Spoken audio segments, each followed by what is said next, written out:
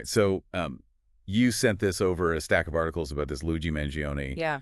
Italian and English news sites, even some tech blogs. Right. And it's pretty clear this whole case is way more complicated Yeah. than just the headlines about some brilliant student who turns into alleged murderer. Yeah, the contrast is definitely stark. Like, we're talking about a 26-year-old Italian-American who excelled at Gilman and UPenn Wow. and then just landed like a data engineering job at TrueCar. Yeah. Not exactly the image that comes to mind when you hear someone accused of murdering the CEO of a major health insurance company, right? Right. And his family's background is makes it even more perplexing. Right. His grandfather was a prominent real estate developer in Baltimore, Yeah. known for all those upscale country clubs, golf courses. Yeah. And the family even made some significant donations to places like the Greater Baltimore Medical Center.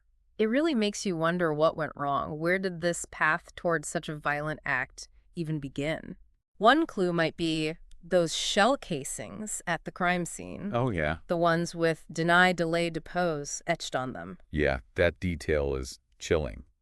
It seems like a direct message, Yeah. possibly aimed at the health insurance industry, Right. given the victim was Brian Thompson, Right. CEO of United Healthcare. Yeah, it's a phrase that really resonates with that frustration that Right. a lot of people feel when they're dealing with the healthcare system. Totally. That whole idea that corporations prioritize profits over patient well-being, Yeah. delaying or denying necessary care, it's a sentiment that's been brewing for a while. For sure. And when you look at Mangione's own experiences, Yeah. particularly his struggles with chronic back pain and what he called brain fog, Yeah. it's hard not to wonder if his personal health issues fueled that resentment even more. Especially considering his back surgery and how he later on Reddit encouraged other people to, like, manipulate their doctors into performing the surgery, even against medical advice.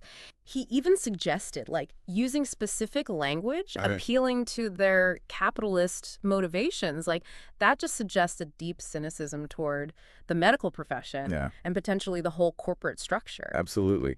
There's also this fascination with the Unabomber's manifesto. Right. Mangione called it prescient on Goodreads. Yeah. Which is pretty disturbing considering Kaczynski's violent actions. What do you make of that connection?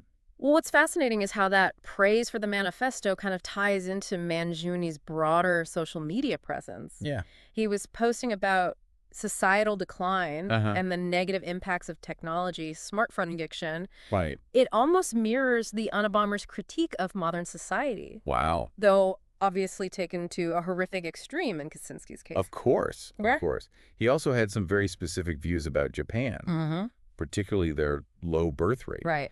And even suggested banning fleshlights, calling them a symptom of societal disconnect. Yeah. It's a really strange mix of ideas, and it's hard to grasp how they all fit together in his mind. The question is, were these just online ramblings? Yeah. Or were they a window into a deeper, more troubling worldview? Right. Especially when you consider his retreat to Hawaii and Asia, searching for solace in surfing and yoga, Right. talking about wanting to do some Zen in Japan. Was it genuine spiritual seeking or a form of escapism? Right. Or maybe a bit of both? Yeah, it's almost like he was rejecting the world he came from. Right. Despite his privileged upbringing. Yeah. It's this strange push and pull between his background and his apparent anti-establishment views. Exactly, and that's where things get really complicated. What was happening internally for him to lead to such a drastic shift? Was this like a calculated act or a desperate cry for attention? Right. And what role did his online activity play in shaping his actions? So let's talk about what happened after the murder. Okay.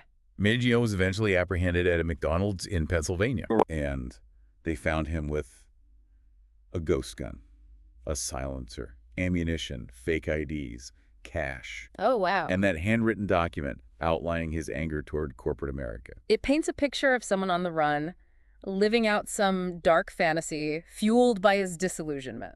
And then there's the online reaction to his arrest. Right. Instead of condemnation, there are these memes and jokes, even merchandise celebrating the murder. It's unsettling, to say the least. Yeah, it's really unsettling. It speaks to this dangerous trend we've seen in online culture, where violence can get glorified and real-world consequences are minimized. Yeah. It's crucial to remember that a life was lost and a family is left grieving. Of course. Thankfully, that countdown video supposedly from Mangione turned out to be a fake. Right. But it shows how quickly misinformation can spread in these emotionally charged situations. For sure. Yeah. We're left with a ton of unanswered questions. Yeah. And I'm sure you're thinking the same thing. How did this seemingly bright young man with all the advantages in life end up accused of murder? What role did his health problems, his online consumption, and his evident disillusionment play? Yeah.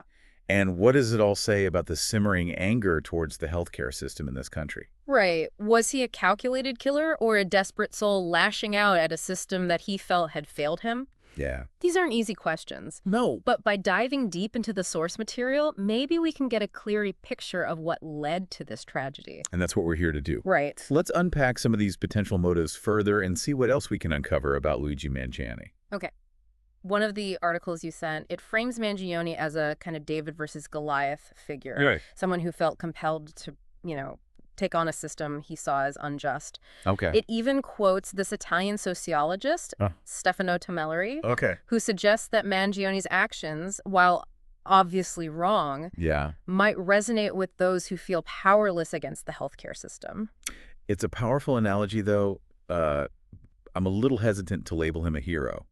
There's a danger in romanticizing violence. Sure. Even if it is directed at a system that many people find frustrating. Absolutely. Violence is never the answer. Right. But understanding why someone might feel so desperate, so trapped, that's crucial. The source material paints a picture of someone who truly believed the system was rigged against him. There's a chilling passage from his notebook where he writes, hit the CEO at the annual parasitic convention of number-crunching bean counters.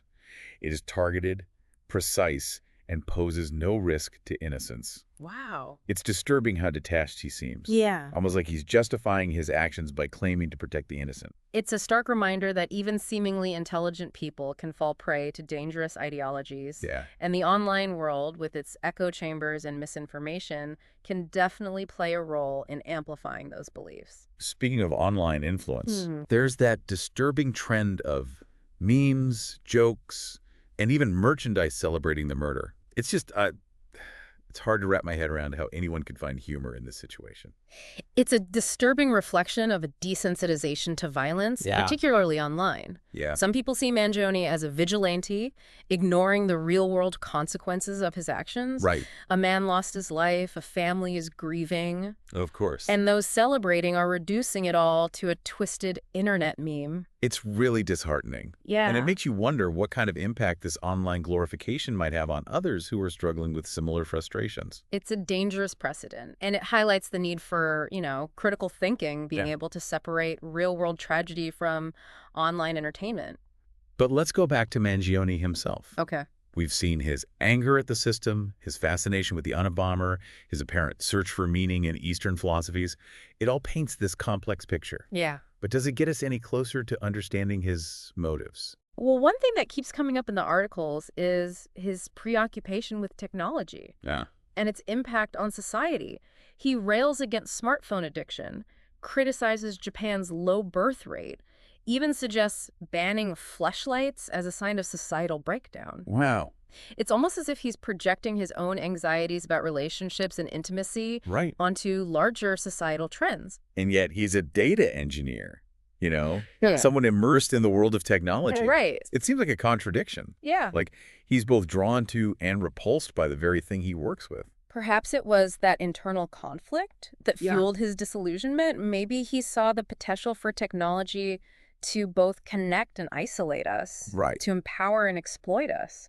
And when you factor in his chronic back pain and brain fog, it's possible he was experiencing a level of mental and emotional distress that just amplified those anxieties. It's a reminder that mental health is a critical factor in all of this. Yeah. The sources don't explicitly state that he was diagnosed with any conditions, but his writings hint at a struggle with anxiety, isolation, and a sense of alienation from the world.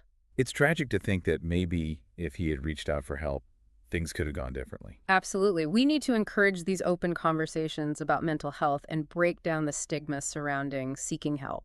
So where do we go from here? We've delved into the sources, explored Mangione's background, his motivations, the online reaction to his actions. But we're still left with so many questions. Right, we're kind of piecing together a puzzle with missing pieces. Yeah. What was the turning point for him? Was it his health issues, his disillusionment with technology, his exposure to extremist ideas online? Or was it a combination of all these factors? And what about the larger implications of this case? Hmm. Is Mangione an anomaly, or is he a symptom of a deeper societal malaise? This deep dive has definitely raised more questions than it has answered, but I think that's a good thing. Okay. It's pushed us to think critically, to examine the complex interplay of individual choices, systemic failures, and the influence of the online world. And that's ultimately the goal, isn't it? Yeah. To go beyond the surface level and engage in a deeper exploration of these complex issues. Exactly. And while this case may be unsettling, Yeah. it's also a powerful reminder of the importance of critical thinking, empathy, and open dialogue. We'll be back in a moment to wrap things up, but first, what are your thoughts? What stands out to you about this case? What are you still pondering? Let's keep this conversation going. As we've been discussing Mangione's motives and all the factors that might have contributed to his alleged actions, Right. there's this one aspect we haven't really touched on yet, Okay. the legal ramifications. Right. What does all this mean in a court of law? Exactly. Yeah. The sources mentioned that he's currently facing a second-degree murder charge, Mhm. not first-degree. Right. What's the significance of that distinction? Well, it suggests that the prosecution might be focusing on intent rather than premeditation. They may not have enough evidence to prove that Mangione specifically planned to kill Brian Thompson, I see. but they can likely argue that he intended to commit an act of violence, Right. perhaps against someone representing the healthcare industry in general. And that could make a big difference in terms of sentencing, right? Absolutely. The choice of charge suggests a certain legal strategy, Yeah, and it'll be really interesting to see how the defense responds. for sure. There's also the issue of the ghost gun, Right. the fact that he used an untraceable firearm Yeah. that could be interpreted as an attempt to evade detection, potentially supporting the prosecution's case. It's a fascinating legal puzzle. Yeah. And it highlights the complexities of a case like this. Uh, But zooming out from the legal specific, okay. I keep coming back to this question. Yeah. Is Luigi Mangione a symptom of a larger societal problem? That's the question that keeps swirling in my mind, too. Yeah. Is he an outlier, a tragic anomaly? Right. Or is his story a reflection of a deeper discontent? This growing sense of powerlessness Yeah. that so many people feel when facing these complex systems like healthcare, technology, Right. even the political landscape. We've seen this kind of anti-establishment sentiment bubbling up in various forms over the past few years, so it's not entirely out of the realm of possibility. Exactly. There's a sense that these systems are failing to serve the needs of individuals, Right. leading to frustration, anger, Yeah. and in some cases, a desperate search for answers, even in extreme ideologies. And the internet, with its echo chambers and ability to amplify those feelings, Right. can create a dangerous breeding ground for radicalization. Mangioni's case seems to be right at the intersection of all these forces. Yeah. Individual struggles, systemic failures, Right. and the amplifying effect of the online world. It's unsettling, but it also forces us to confront some uncomfortable truths about the society we live in. Yeah. We can't simply dismiss him as a lone wolf or a bad man. We need to examine the conditions that might have contributed to his alleged actions Yeah. and ask ourselves how we can prevent similar tragedies from happening in the future.